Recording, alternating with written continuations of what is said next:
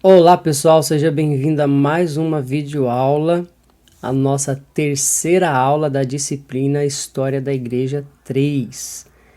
Como nós havíamos informado, nessa aula trouxemos um professor convidado, professor e pastor Givaldo Prado, que é o nosso irmão de sangue e também nosso irmão em Cristo Jesus. E ele estará discorrendo aqui sobre o tema o neopentecostalismo e as suas divisões. Falando aí especificamente, acredito que de duas igrejas aí da atualidade. Enfim, vamos estar ouvindo ele nessa palestra e conforme você tiver suas dúvidas aí, suas interrogações, nos envie que eu estarei enviando para ele, fazendo este intercâmbio, para ele poder também estar trazendo as suas respostas para nós. Tá bom? Então seja muito bem-vinda a mais uma videoaula. Boa aula, bons estudos para vocês. Olá gente, tudo bem? Eu espero que todos vocês estejam bem. Eu sou Givaldo Prado e a pedido do professor Cido Prado, que é o meu irmão, eu vim aqui hoje conversar com vocês sobre este assunto, o movimento neopentecostal e suas divisões. Inclusive, este trabalho ele está pautado na conclusão, do meu trabalho de conclusão de curso. Quando eu terminei ali, eu não me lembro agora, 2017, 2018, a minha faculdade de teologia, bacharel em teologia. Eu fiz então um trabalho de conclusão de curso, que é o TCC, falando sobre a disputa de espaço entre as igrejas evangélicas no Brasil.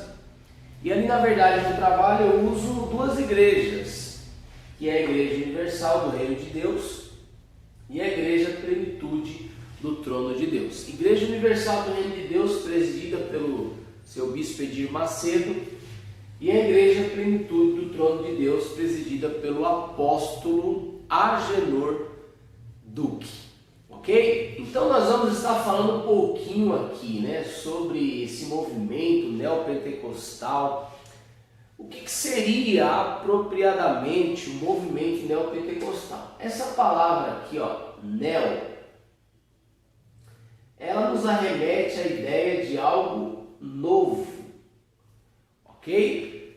Então assim, a gente já conhece na verdade o pentecostalismo clássico, que seria o quê? As igrejas Assembleia de Deus, Igreja Deus é Amor, entre outras igrejas, que seria o pentecostalismo tradicional, que já vem aí de muitos anos. A Assembleia de Deus já tem mais de 100 anos, por exemplo, Mas com o surgimento deste novo pentecostal, que é uma forma, na verdade, inovada de falar sobre o pentecostal, é uma forma inovada de falar sobre curas, de falar sobre prosperidade, sobre milagres.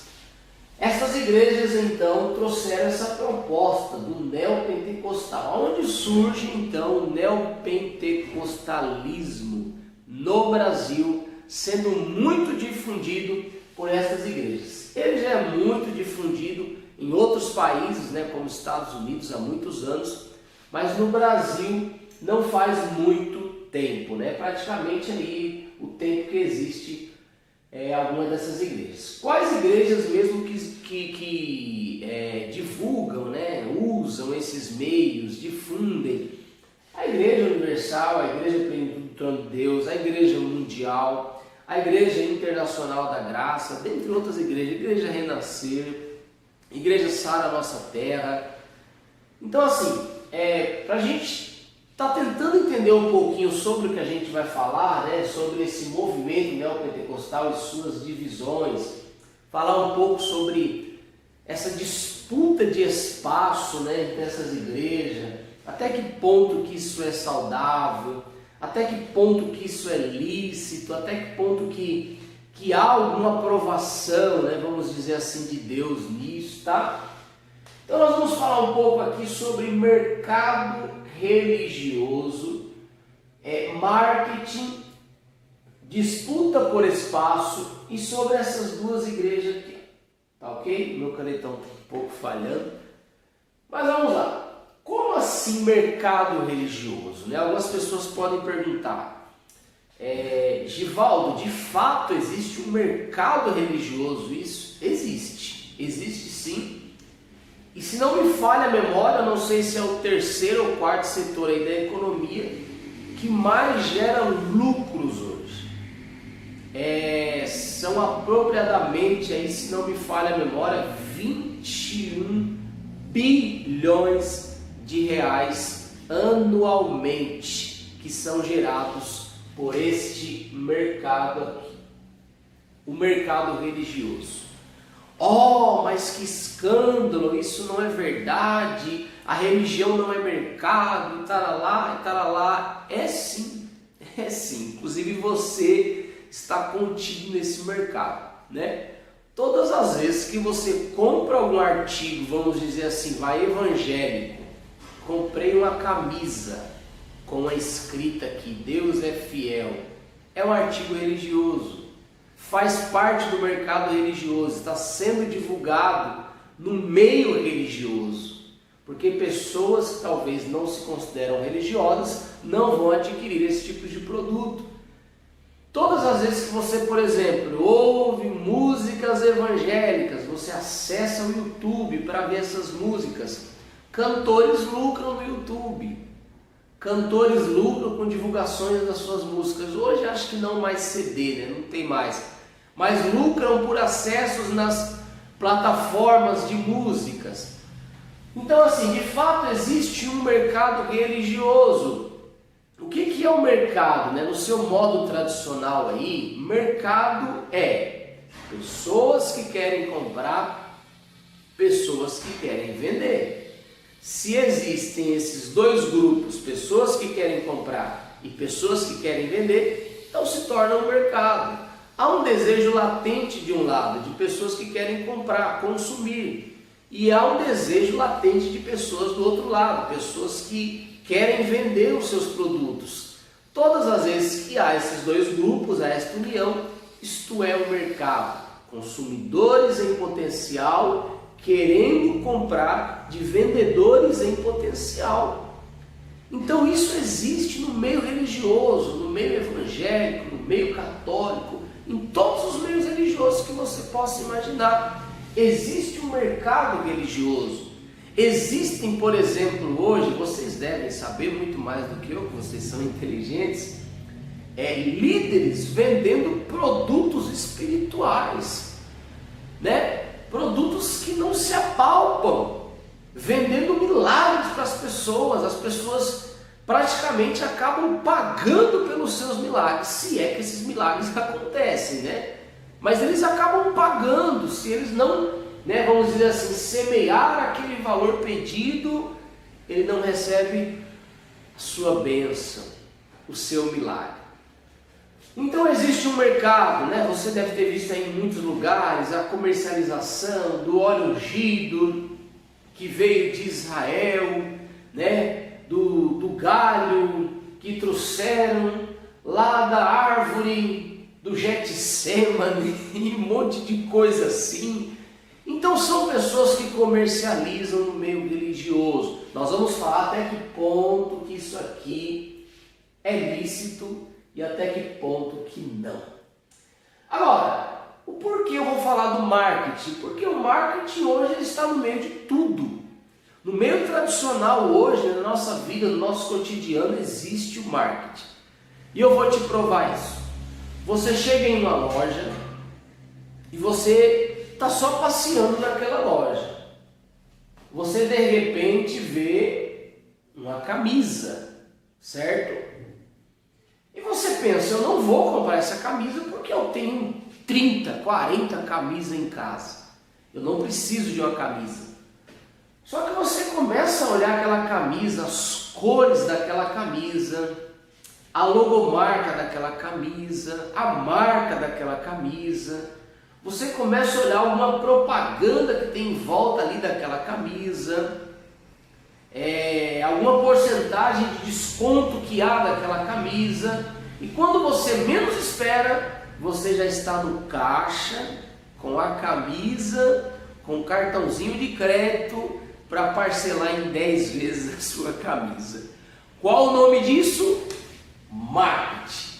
Você foi bombardeado por uma grande sessão de marketing para que fizesse você comprar aquela camisa, tá? Então o que acontece? Você pode pegar a apostila e estar conferindo. Philip Kotler, que é considerado o pai do marketing, inclusive o livro dele é chamado A Bíblia do Marketing. Ele diz que o marketing ele está encarregado de fazer as pessoas terem água na boca, consumirem talvez aquilo que elas não queriam consumir, né? Eu acho até que de certa forma ele pode ser usado de uma maneira desonesta, né? Vamos dizer assim, porque o marketing está aqui também, ó. Perdão pelo canetão, tá? Falhou. O marketing está aqui dentro do mercado religioso. Como que nós vamos falar sobre marketing dentro do mercado religioso? Tem-se. Se ele existe no mercado tradicional, ele existe no mercado religioso.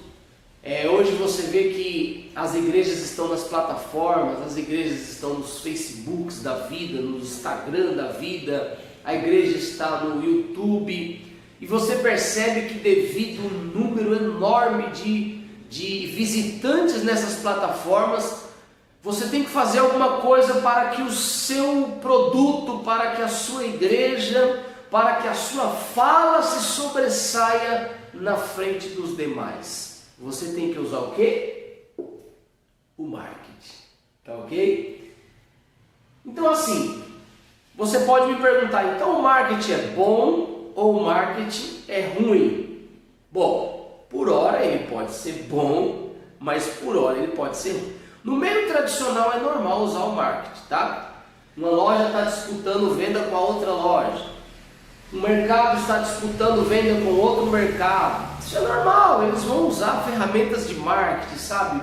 Frases de efeito, palavras persuasivas, imagens, cores, outdoor, um monte de coisa que você imaginar, cartazes, banners, para tentar falar, vem pro meu, o meu é melhor, o meu é mais barato, o meu tem mais vantagem, aquela coisa toda tal. Isso é normal, não tem nada de ruim no marketing tradicional, isso de certa forma é normal. Agora, dentro da igreja, se você estiver usando marketing, né, dentro da religião, se você estiver usando marketing, a propaganda, a fim de agregar valores ao reino de Deus, a fim de ajudar pessoas, a fim de divulgar os seus eventos, eu não vejo nenhum problema nisso.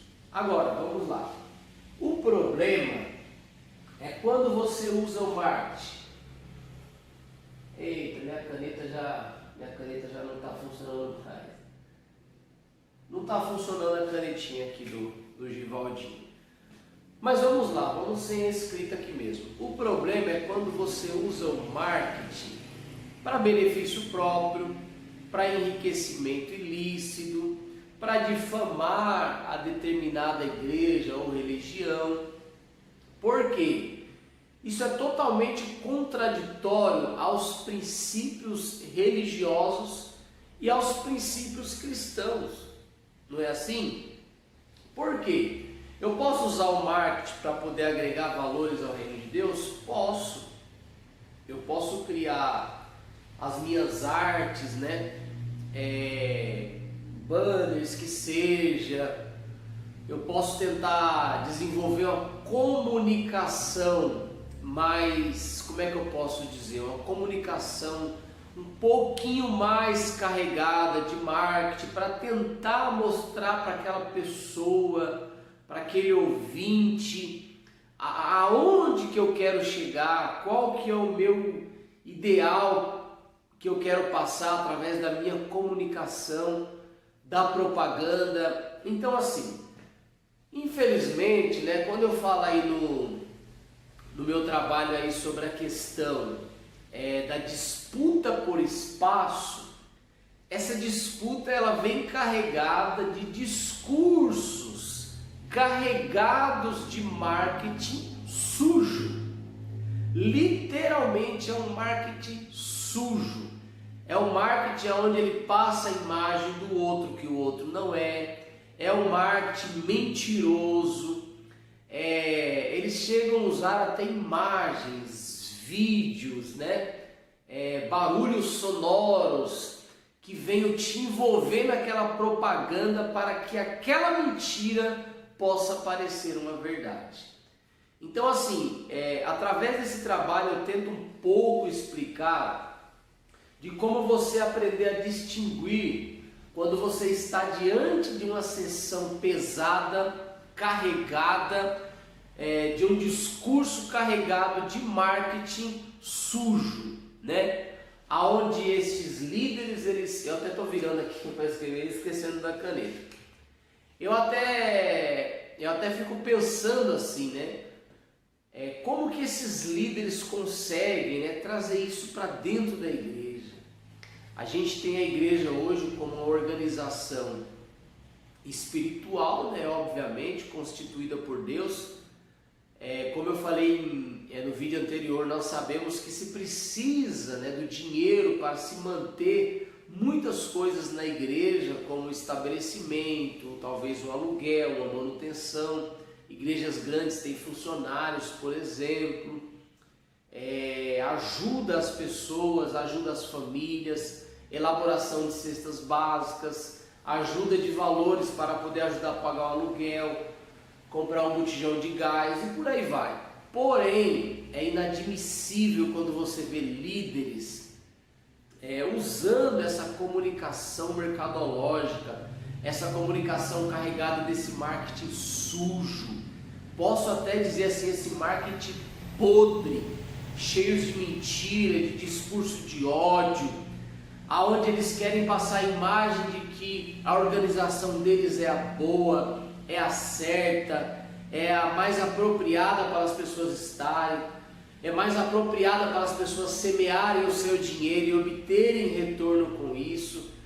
Então assim, fica aqui até mesmo nesse vídeo a minha indignação. Pode ser que muitos não concordem comigo. Eu até assim incentivo você a ler o meu trabalho um pouquinho melhor. Lá eu falo um pouquinho sobre a questão da fundação dessas duas igrejas, que é a Igreja Universal do Reino de Deus e a Igreja Plenitude do Trono de Deus. Eu gostaria que você tentasse se localizar aonde que realmente você pode utilizar o marketing dentro da sua igreja, dentro da sua organização. Você tentar se localizar, né? Você tentar olhar e pensar, peraí, eu estou usando aqui fotos, imagens, artigos, fundos, eu estou usando aqui discursos persuasivos, mas espera aí, tudo isso está agregando para o reino de Deus? Tudo isso é para ajudar pessoas? Tudo isso vai fazer se cumprir o propósito, né, de que o reino de Deus, ele não é um reino de riquezas, ele não é um reino somente de valorização de bens materiais, mas de coisas espirituais. Desculpa. Então, eu gostaria, né, que você pudesse fazer uma releitura, na verdade, de tudo aquilo que você entende sobre marketing, o que realmente você pode usar o marketing na sua vida, no seu cotidiano, na sua igreja, na sua empresa. Por quê? Se nós não tomarmos cuidado, esse mercado religioso, ele acaba sendo um mercado mais sujo do que o mercado tradicional, pelo fato de utilizarem o nome de Deus, utilizarem a religião para enriquecimento ilícito, para a divulgação da sua própria imagem, para a elevação do seu status, da sua pessoa, para o crescimento do seu nome, da sua própria organização e não do reino de Deus.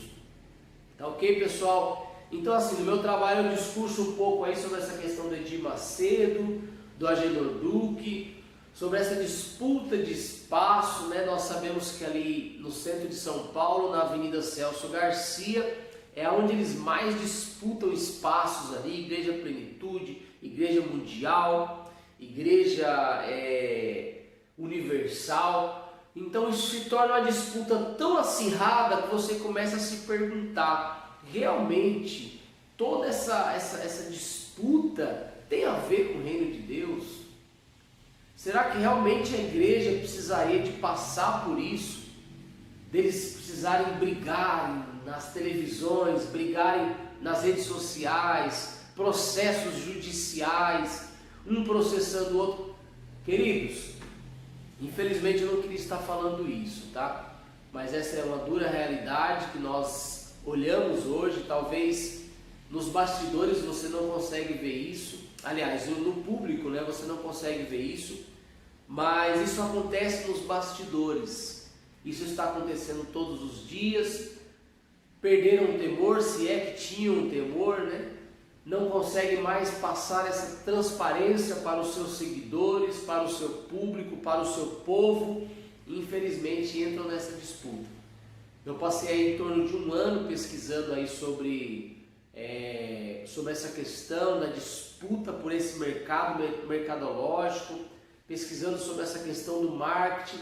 Eu amo marketing, eu gosto muito de marketing, eu aplico isso hoje na onde eu trabalho, eu uso essa ferramenta em alguns momentos na igreja para divulgar os trabalhos, eventos. Isso tem me ajudado demais, tem ajudado muitos pastores, muitas igrejas, mas eu sei que a gente tem um limite, eu sei onde que a gente pode chegar, eu sei até onde a gente pode ir.